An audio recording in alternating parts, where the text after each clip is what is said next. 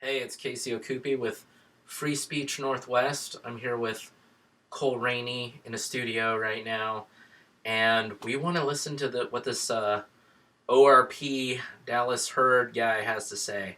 How are you doing, Cole?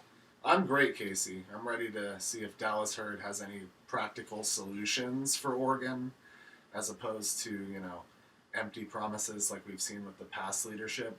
So let's. I'm curious how this will be in this interview we're about to watch. So I'm gonna go cynical on this. I'm gonna guess that he doesn't, but I tried to go to some event that Dallas Herd was supposed to be at, and he had the flu. The flu. hmm. So he is vulnerable to viruses. He's not Superman. It's already one against him. What do you think, Cole? I think. I mean, I don't know whether he'll have practical solutions or not. I do know that he was a little reluctant to address the voter fraud issue when he was speaking at the December 21st, 2020 anti-lockdown rally.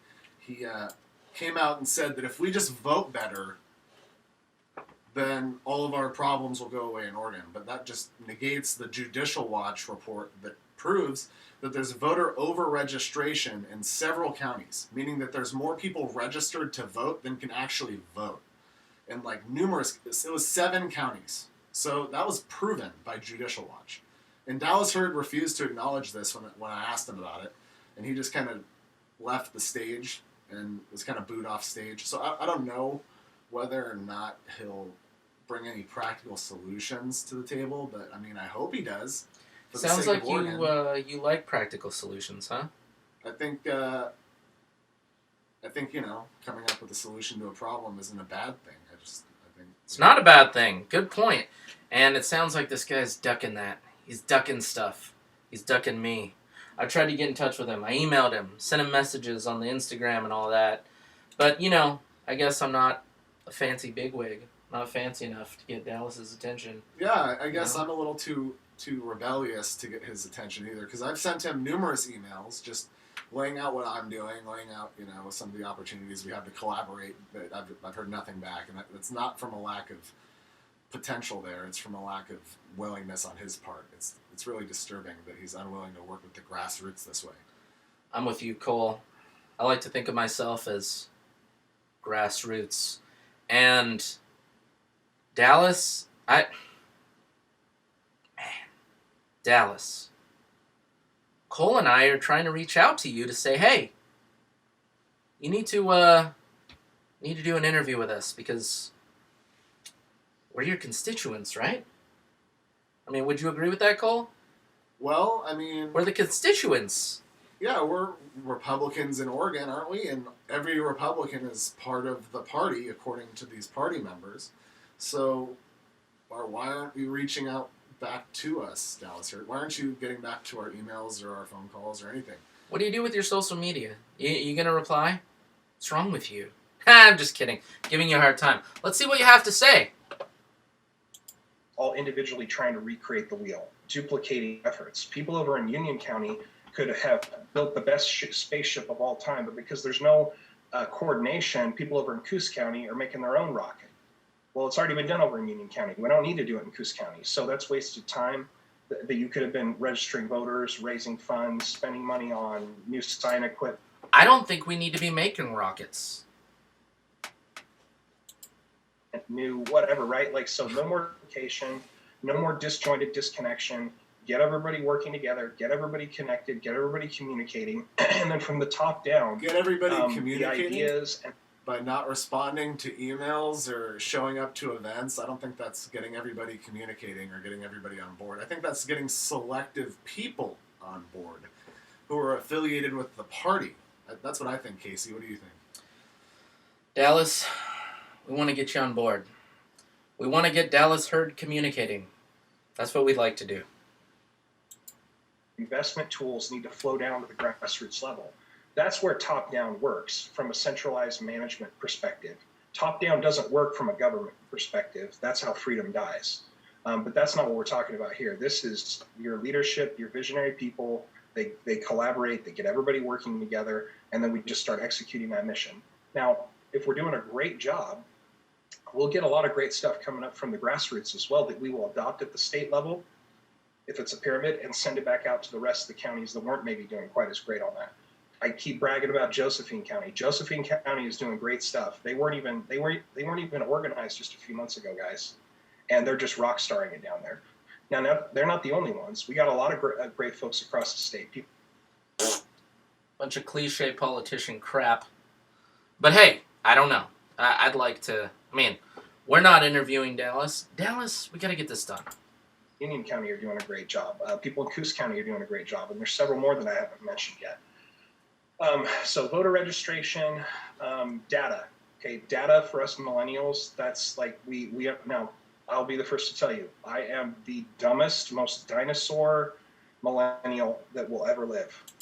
Maybe that's why he doesn't get back to our emails. Maybe he just doesn't know how to use email yet. I don't Get with know. the program, you dumb damn dinosaur. Yeah. Listen, I don't think Dallas Hurd has bad intentions. Or I don't know. He's brought up raising funds about 8 times so far in this little clip that we've watched so far. So maybe he does have bad intentions, or just he thinks that it'll work. I think he genuinely believes that. I don't know. What do you think, Casey? Do you think he believes that more money will just fix these problems? You know what, man? I've had money. Life's still hell because you need a plan. You need a plan to go with the money, and I haven't heard a lot out of Dallas's mouth about the plan. He knows he needs the money, and then he says, I'm going to be a dinosaur with money. That's what he said. And if you give a dinosaur money, they aren't going to do shit. They're just going to scratch your eyes out. So you got to... That's the thing with all the Republicans. Let's generalize Dallas. All of our Republican leaders, all of them are kind of useless when it comes to modern media plans. Wouldn't you agree with that, Cole? Well, yeah. I mean, if you go to someone like Bill Kennemer's Facebook page, I mean, this is a Republican, a sitting state senator, okay? He has like 90 likes on his Facebook page. And this is like somebody with a massive constituency who all have Facebook accounts, who all vote for him, allegedly. And literally, this guy doesn't garner any support online. And it's like these people really, they don't know how to use social media. No. And they refuse to work with anybody who does because they just assume that, I don't know what they assume about me and you, Casey, but, you know, I guess they just don't want to incorporate these things into their old school style, you know? Well, I think that they're afraid of you because, Me? yeah, you, mister. Why would they be scared of me? Come on, Casey. I'm harmless. Because, you like to call a spade a spade. Spades hate that. But, you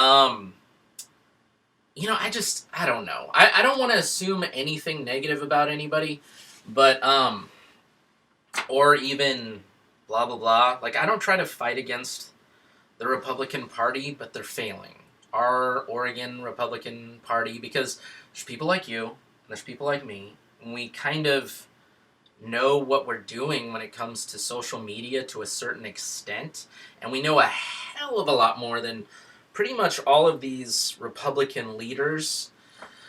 They don't have any clue, and they're afraid. They're afraid to say things like transgender people shouldn't go into the bathrooms of the blah, blah, blah. They're afraid to say that the, 1960 or 1690, that 1690 thing. 1619 project? Yeah, that's it. They're afraid to say that that's a load of horse shit. And that it's racist against white people. That's right. They're afraid to say critical race theory is racist and bullshit. They're afraid to say stuff like that. They don't have the balls. I'm sorry, guys, but I'm going to try to rein it back. I'm going to try to rein it back in because I'm getting too heated right now. I'm overheating, Cole. But you got to be... That's why, like, the radical left, those people, they're not afraid to say all Republicans are Nazis. They're not afraid to say all Republicans are alt-right racists, which are all lies. You know, I mean, all Republicans I know, when you see a Nazi or a racist, you're like, I don't recognize that person as a Republican. I don't affiliate with him. He's not part of my thing. He's not part of us, right? I mean, wouldn't you agree with that? Yeah, of course. Of course I agree with that. If we see anybody mistreating anyone based on their race, we call it out. I mean, if we saw somebody who was stuck on the side of the road with a flat tire, we would stop and help them regardless of their race because we're human beings. Even if it was a Democrat. Even if it was a Democrat. So that's really what it comes down to, is that these Democrats, these leftist politicians have just lost, and these leftist constituents have just lost touch with their humanity. And Dallas Hurd, I mean, he's talking about registering voters, but on what ideas? What new pragmatic fixes to these problems is he going to bring? I mean, I don't know. I think that it's punk rock to be a Republican. It's rebellious to be, on the right side of politics. And I think a lot of young people are starting to see that because, pretty much all the left-wing stuff is not rational. It's not logical. You have to work for your food. Otherwise, you'll never work, right? So otherwise, somebody else is working for your food. And then you're dependent on the government to hand that out to you. You become dependent on them. And this is all rational to a lot of young people right now, but the Republicans, they're lacking a lot of intestinal fortitude, right? A lot of the guts to say, this is what's right, this is what's moral, and this other stuff is wrong, it's immoral, it's garbage, it's trash. You know what I mean? Does that make sense? Yeah, I mean, calling out objective reality for what it is very, very important. People want to latch on to someone who's a rock star. People want to latch on to that. They want to latch on to personality. Not this flim-flam Republican stuff going on. Like this whole, squishy. That's what Michael Knowles calls it. Squishy Republicans. Where they don't have very direct stances of right and wrong. They're just like, moral relativity, right? So let's see what else this person says. And I'm not saying anything about Dallas necessarily. I need to hear something real. Dallas. When it comes to tech and data and all that kind of stuff, but here's the beautiful thing. I don't have to be the wizard of all things. I'll go find men and women that are great at those things, and we'll put them under our house, and we'll start working on this stuff. No, Larry you're not. Morgan from the Portland region. The man loves data. Like data, right? So Larry's a huge part of our organization. He's back and forth to DC and all over this country. Just, I swear, 2 times a week he's out of the state.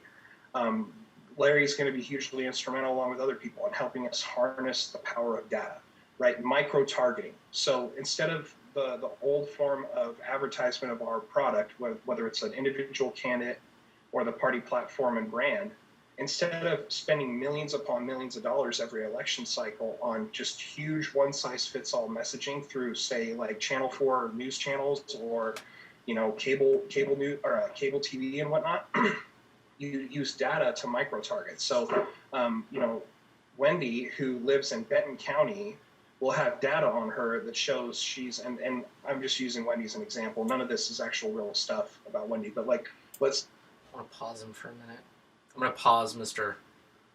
Hurd because I wanted to just say that it doesn't matter what micro data you have if you don't have any good ideas to get to those people.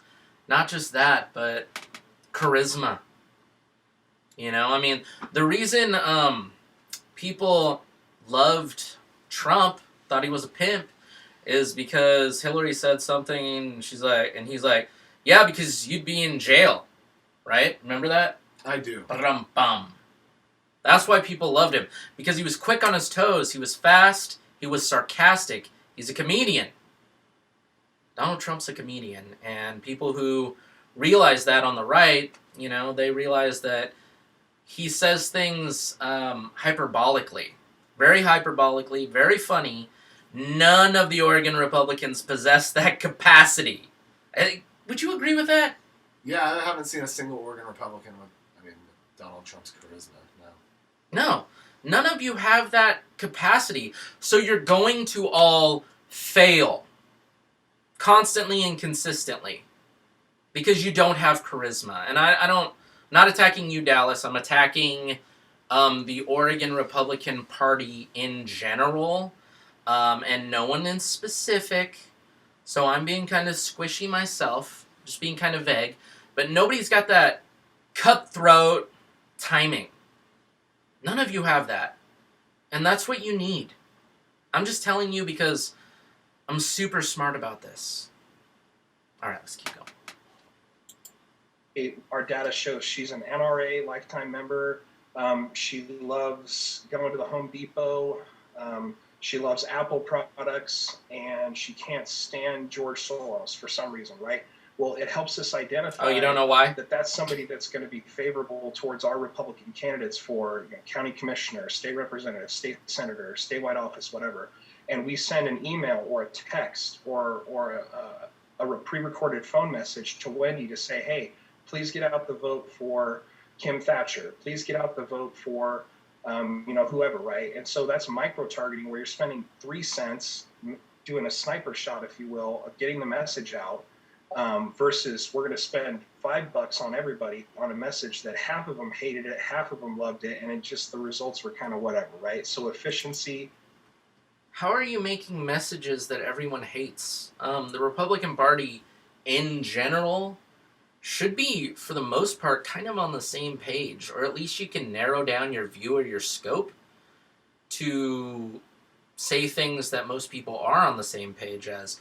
For example, I don't think you could say you're a Republican if you're for socialism or communism, right? Right. Yeah. Of course, Republicans are for freedom.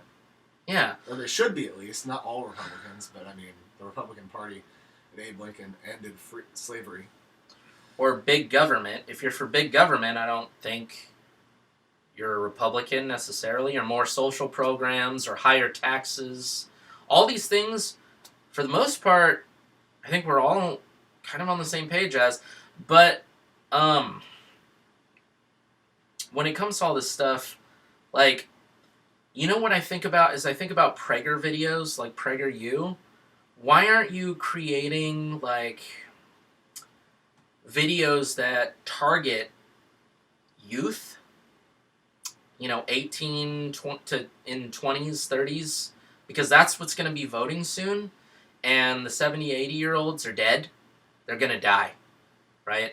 So we need to create some videos that take topics like basically every single thing that a Democrat values and dissects those about how they're insane and morally wrong, like they're morally fundamentally wrong, create videos that dissect those through logic and rationality, and then you could maybe grasp a group of people instead of your 3-cent targets, right? I don't know, because it's really hard to... you pretty much have people who are going to vote Republican down the line. It's the middle people, right? What do you think, Cole? I think that the NAVs and, people who are a little bit, more independent-leaning or libertarian-leaning Republicans would feel that Dallas Hurd's, or the messaging of the Republican Party in the past, in the recent past, has been abysmal. It's been very much Bush-era Republicanism, Mitt Romney Republicanism. Just, it's bent on, it's bound together with bipartisanship, with... Speak loud now.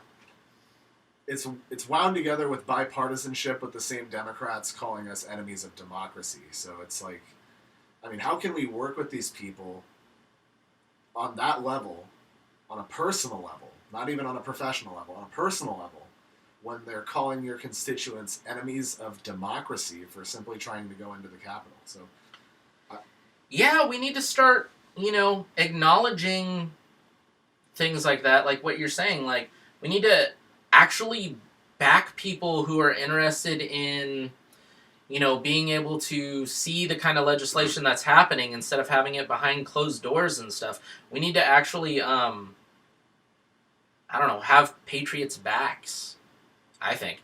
But basically, what I was saying is, there's these middle of the road people, non-affiliated, right? They're independents, and they're looking for rationality. They're looking for logic. They're looking for someone to explain something to them slowly, because you already got the Republicans. You already got them. Don't even spend the 3 cents, man. Don't spend the 3 cents. You've got them. Create your $5 VEG video to go out to a bunch of people that are, not affiliated with any particular party, the independents, because they're looking for logic and rationality. So take those radical left insanity concepts, dissect them with logic, and send a video out. Think that's a good idea? I don't know. Am I crazy? I think that's exactly what we do. I think you're right. So I think Dallas Hurd needs to take some notes. Yeah, I was talking about you and me. I just didn't name it. Anyway. Oh, okay. Knowing who your customers are, again, long answer there. But there's one more thing. Sign stuff, and I know, again, some people say field signs, all that stuff. It's like that's so like last century. Yeah, it's not as sexy as some things, but it still plays a role. Name ID plays a huge role in helping us win elections. I would say, if you had prominent name, Okay, but electrify the signs and put razor blades in them, because people are trying to tear them down. I think we need to electrify them, Cole. If you own one, yeah, go ahead. You're going to win the vast majority of races just on that alone, because sadly, our society predominantly doesn't pay attention to what's going on. It's like, oh, I know that lady's name, or I know that guy's name. I'm going to vote for them because I don't know who the other people are. That's not true. It's just not true. It's true when you have multiple Republican candidates running for the same position, then that's true. But it's when it's between parties, like Democrat versus Republican, that's not true. That's not true.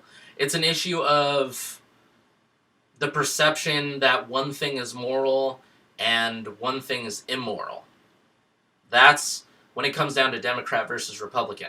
When it's Republican versus Republican, sure, you're right. Name recognition, signs everywhere, sure. But when it comes to Democrat versus Republican, it's about mudslinging to a certain extent, because they sling the mud and we don't, and that's the problem. The problem is Democrats are all racist. They're insanely racist because they have this whole, non-copability / soft bigotry of low expectation type stuff going on constantly. So they're hardcore racist. Basically, they look at a person of color or something, whatever that means. They think, oh, this person's oppressed, I need to help them. And then they say that white people have privilege. It's all racist. All that is racist. Every single part of that. All the different minutiae therein. Every ounce of that is racist. So basically, when I look at Cole, I'm like, this guy might be oppressed. And when I look at anyone else, I'm like, I'm not going to guess that they're oppressed. Right? A little confused by your last comment. But I think that I'm if you judge just kind someone... of kidding. I know, it's probably not. Ah! But if you judge someone by the color of their skin, even if they are white, I think that is racism. So I completely agree. Yeah. Yeah, you can't, I don't think that any person of color, I don't assume they faced any oppression at all. Not at all. I would never assume that. All right. Let's keep hearing. Mr. Dallas. But what do you think about that thing he was saying where name recognition, as far as when it's like Republican versus Democrat, don't you agree that that's not really a thing? I mean, unless it's like a celebrity or something, yeah, no, it's not a thing. It's like, unless it's somebody who's seen elsewhere a lot, then people in the political scope don't often accelerate to that level of, I mean, cultural popularity. It's just not common. I mean, in the history of politics, how many politicians have been rock stars like freaking, Trump or like Marjorie Taylor Greene or like these people traveling the country doing rallies and things of that nature? There's not a lot.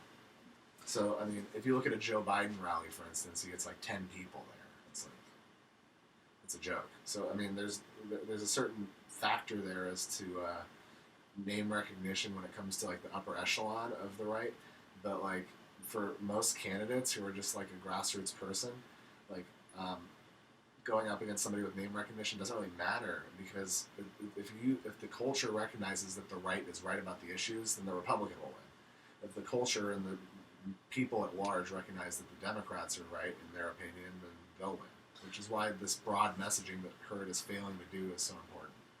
Well, but to add on what you're saying, the Democrats already have a head start. They've got a head start because they've spewed on, because they own mainstream media. They're controlling it and spewing that pretty much everyone on the right is a racist bigot. So they've already took off the line. They're 100 yards down, and now we got to catch up. So it's time to actually point out the moral problems on the left. They're full of them. It's a whole moral failure over there, and we need to point that out. I think that's how you get somewhere, because you can rationally and logically explain how their whole thing is flawed. Their whole platform. The entire platform is immoral. But they've got it where they're saying that we're immoral because they're psychological projectionists. Psychological projection? Otherwise known as Saul Alinsky tactics. Yeah, that's where you're stabbing someone and you're going, "Stop stabbing me!" That's the left. Right? That is the left. And they literally will, I mean, yeah, that's literally what they do.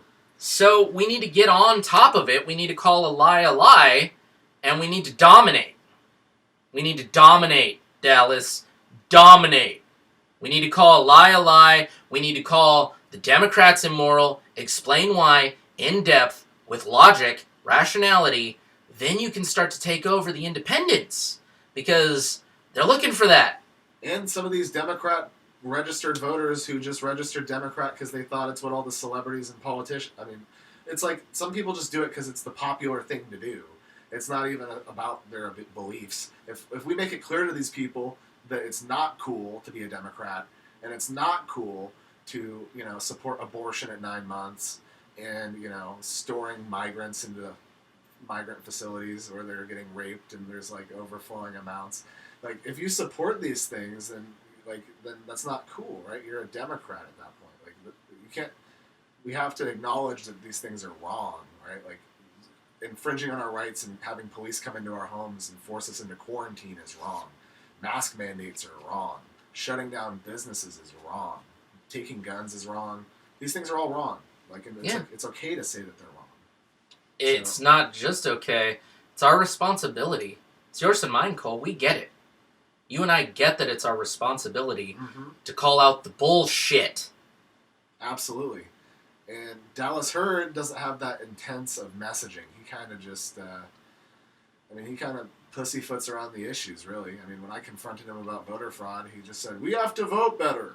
We have to vote better?" If you come out and vote in higher numbers, then we'll win. It's that just... I don't know. I don't want to attack Dallas. I want to interview Dallas, but I hear what you're saying. We need to... I also want to interview Dallas. I just have some tough questions for him. I'm not going to attack you if you come on the show, Dallas. But if you come on the show, just expect to get a couple questions about the voter fraud issue and other things. I like that about you, Cole. You're not going to pull those punches. You got to get in depth, right? Yes. All right. Let's see what else. What else we got? What other nuggets we can listen to? Then I think we should stop this episode because, like, Or we could stop it now. I mean, should we? No, one more. fine. Let's see what else he has to Stuff say. happens all the time. So you can rage against it and say how ridiculous it is. As you know, all of us on this Zoom meeting tonight, we're not those kinds of people. We want to know what's going on. We want to know why this man or woman deserves or does not deserve our vote. But we're in a bubble, sadly. Hopefully, we're going to be able to help society come around to the reality that they need to start paying attention to who's running their government, because it is their life that is being ran into the you-know-what when they're not paying attention and just letting whoever, like Kate Brown or Tina Kotek or Shania Fagan, run it into the grave. I'm going to skip ahead. But the fact that I see stories about me. The Senate Majority Leader, Rob Wagner, put out an opinion piece about me yesterday in the Portland Tribune or whatever the heck it is. And he just lied a lot. And they're doing that to all of us. They say they're about unity. They say they're about tolerance. They say they're about all these noble sounding things. But the reality is all they do is scream and yell Tolerance about isn't how noble. everybody else is. We can't tolerate pedophiles and freaking people forcing their disgusting beliefs onto children, and we can't tolerate tyranny either. I think tyrants and pedophiles cannot be tolerated. And I think that Dallas Hurt is wrong when he says that it's noble to be tolerant. That sounds like something freaking Mitt Romney would say. I hear you. I don't know. I don't think he's being very specific. You know, he's not really. He's like nailing Jello to the wall. But no, you're right. Discernment's important. Calling evil evil. That's what we have to do. We have to call out these rat bastards for who they are. It's just a matter of fact. Yeah. I don't know if that's what he was directly getting at necessarily. I don't know. I think he's just saying that, you know, the left in general pretends like they're tolerant, right? But that's why, Dallas, you got to let us talk to you, because we're not going to cut up your interview. We're going to record it and then play it for people, right? We're not going to cut it up into pieces. So we can ask you direct questions, right? And Yeah. Yeah. We could even go live with Dallas Hurt. Go live. I like we that. could go live with Dallas Hurt on my Facebook page. Or... I want to know more about these lies. They say don't label them, right? The radical left and the Democrats say don't label them, but they want to go around saying that we're racist or we're sexist or... He's catching up to us like a long time ago. Let's go over here and listen to something. Bear with me. This quote needs to be read, because this just kind of shows you what we're dealing with and why it kind of comes to mind as the number one thing we face. Yeah, I agree with you as far as the bias in the media. I've witnessed it myself as KGW has shut off their cameras to hide the positives that Republicans have done, and yeah, it's despicable. So it was NBC News anchor Lester Holt. He received a prestigious award the other day, media, and his quote was, "I think it's become clear that fairness is overrated." This was his acceptance speech, by the way. The idea that we should always give two sides equal weight and merit does not reflect the world we find ourselves in. All right, well, I already know about that. That's the left. It's obvious. You know, that's where you get those people who are moderate, who are like unaffiliated independents. That's where you get them, because they can see through that kind of shit. Will soften and change sooner than later, because... I don't have energy for it. Dallas, we want to interview you and talk to you, because we want to know why you want money. What are you going to do with it? What's the plan? Because I hear a lot of, we need to donate to the Republican Party money. But there's nothing after the ... There's nothing that follows that, you know? What are you going to do as far as media? Because you don't need to hold on to any of this money, because you just want votes, right? So what sort of intelligent media strategies do you have? I mean, he's not even willing to work with the pissed off Oregonians, We Are Pooh, you know, because they're running recalls against Republicans who have betrayed us by not walking out. And that's not, and Dallas Hurd doesn't affiliate with those Republicans, but he's still unwilling to work with the We Are Poop. So I don't understand that, Dallas. Why are you not a pissed off Oregonian? I am. I am a pissed off Oregonian. Me too. On that note, let's end the show. And, I don't know, go to freespeechnorthwest.com, subscribe, buy a t-shirt, and things like that.